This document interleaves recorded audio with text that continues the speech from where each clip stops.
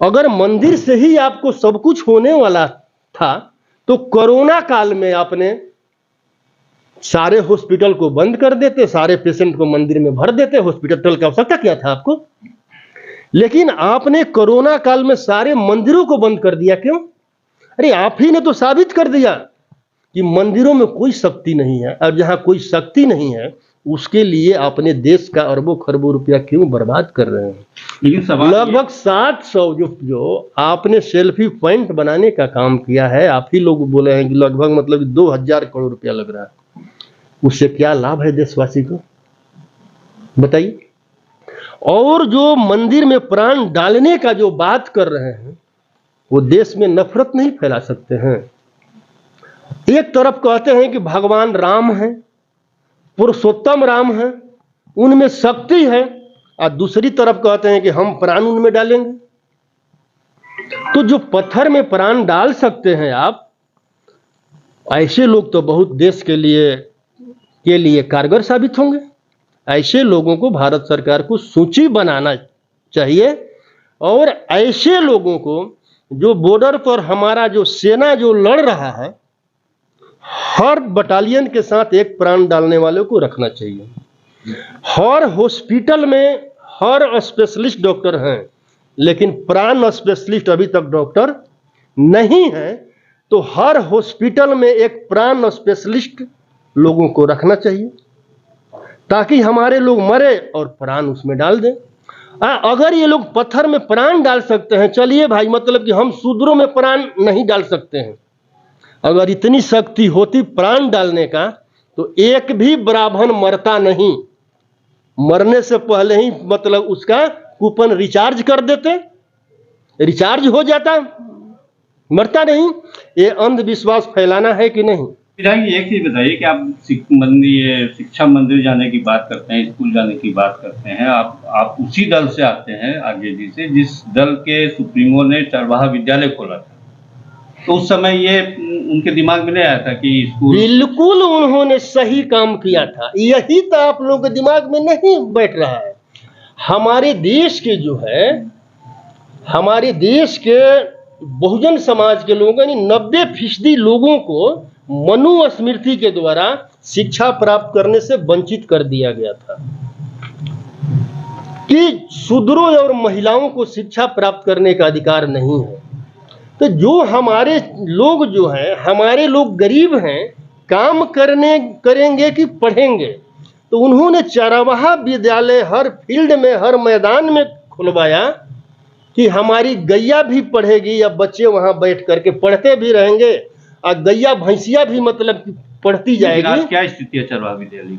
आज क्या स्थिति है चरवाहा विद्यालय? जब सत्ता में जब मनुवादी आएंगे तो विद्यालय तो शिक्षा तो समाप्त होगा ही ना। भारत के प्रधानमंत्री जी जब से सत्ता में आए हैं, लगभग 60,000 विद्यालयों को उन्होंने बंद कर दिया। ये सरकार बिहार सरकार के अंदर है चरवाहा विद्यालय। मैं भारत सरकार का बात कर रहा हूँ। लेकिन चरवाहा विद्यालय तो बिहार सरकार, तो आप ही न रहे। देखिए, उस समय के बाद में तो बीजेपी गठबंधन में ही सरकार रहा ना, हमारी सरकार तो रही नहीं। बीजेपी गठबंधन, आप चरवाहा विद्यालय का ही नहीं लीजिए ना, आप सरकारी विद्यालय को भी देख लीजिए ना। नीतीश कुमार भी मनुवादी? जब से हम लोग गठबंधन में आए हैं, आप देखिए, हम लोग नौकरी देने का बात करते हैं, हम लोग कलम और किताब देने का बात करते हैं, और वो लोग त्रिशूल और तलवार देने का बात करते हैं। देखिए, हमारी लड़ाई स्पष्ट है, कलम और किताब की लड़ाई है, त्रिशूल और तलवार के खिलाफ।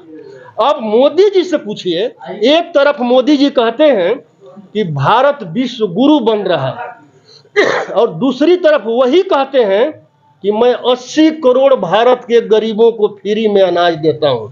कहां ले जा रहे हैं मोदी जी हमारे देश को? आपने तो 80 करोड़ जनता को हाथों में कटोरा थमा दिया। अब देश को किस दिशा में ले जा रहे हैं? आप जो यहां सेल्फी पॉइंट बनवा रहे हैं, वो पैसा से गरीबों के लिए फैक्ट्री लगता, रोजगार मिलता, नौकरी मिलता।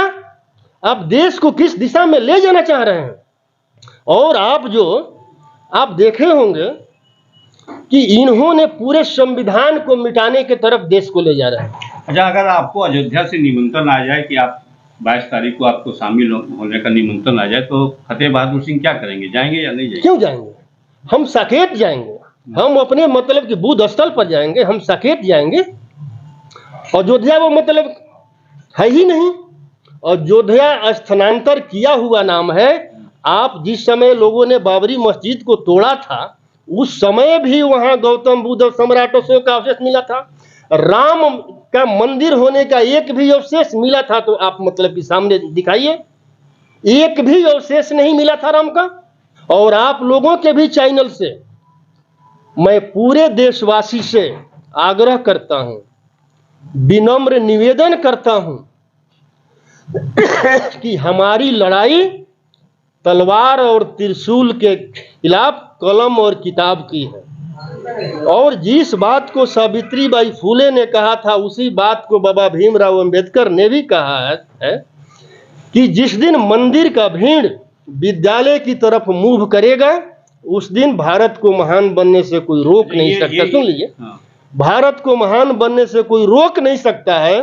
तो एक कदम पूरे भारतवासी को मैं आग्रह करता हूं कि भारत को महान बनाने की तरफ बढ़े और 22 जनवरी को सभी विद्यालय में मोमबत्ती जला करके रोशनी करें और अपने बच्चों को शिक्षा के प्रति जगाएं और विद्यालय भेजें, क्योंकि विद्यालय के अलावा शिक्षा नहीं और शिक्षा के अलावा विकास नहीं।